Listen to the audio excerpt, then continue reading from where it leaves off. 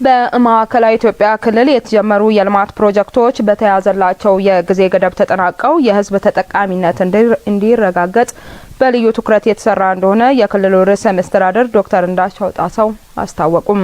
በክልሉ በስልጤ ዞን የኢመዣር ዱና ሌራ የጠጠር መንገድና ሌላው በክልሉ ርዕሰ መስተዳድር ዶክተር እንዳሻው ጣሰውና በምክትል ርዕሰ መስተዳድር ማዕረግ የመሰረተ ልማት ክላስተር አስተባባሪና የክልሉ ትራንስፖርትና መንገድ ልማት ቢሮ ኃላፊው በዶክተር መሐመድ ኑር የተመረቀው በስልጤ ዞን ምዕራብ አዘርነት በርበሬና የምስራቅ አዘርነት በርበሬ ወረዳን የሚያገናኘው የኢመዣር ዱና ሌራ የጠጠር መንገድ ፕሮጀክት ተመርቋል።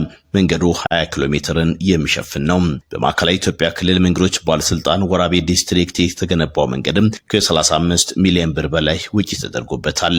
የአካባቢው ነዋሪ ከዚህ ቀደም የነበረውን የማህበረሰቡን ስቃይ የመንገዱ መገንባት መቅረፉን ነግረውናል። ይህ መንገድ ከሌራ ዱና ኢመዣር የሚያገናኝ ቀጥሎም ከዞኑ ዋና ከተማ ከወራቤን ጭምር የሚያገናኝ መንገድ ነው ይህ መንገድ።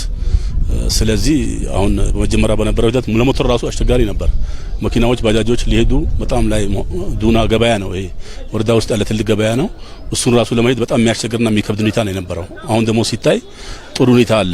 በመርሃ ግብሩም የክልሉ ርዕሰ መስተዳድር ዶክተር እንዳሻው ጣሰው የክልሉ መንግስት ለህዝቡ የልማት ጥያቄ ምላሽ ለመስጠት ከምንጊዜውም በላይ ዝግጁ እንደሆነ አረጋግጠዋል። ክልሉ ባለው አቅም ሁሉ የህብረተሰቡን ተጠቃሚነት ለማረጋገጥም ይሰራልም ነው ያሉት።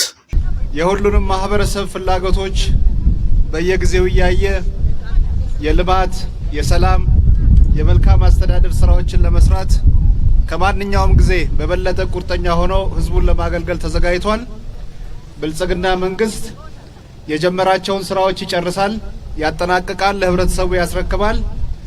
ለወደፊትም የጠየቋቸው አንዳንድ ጥያቄዎች እንዳሉ ቅድም ተገንዝቤያለሁ።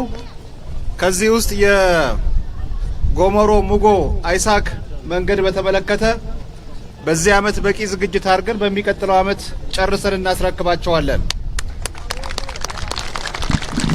ሌሎች የልማት ስራዎች በጀት በፈቀደልን አቅም በፈቀደ መጠን ከናንተ ጋር ሆነን እንሰራለን።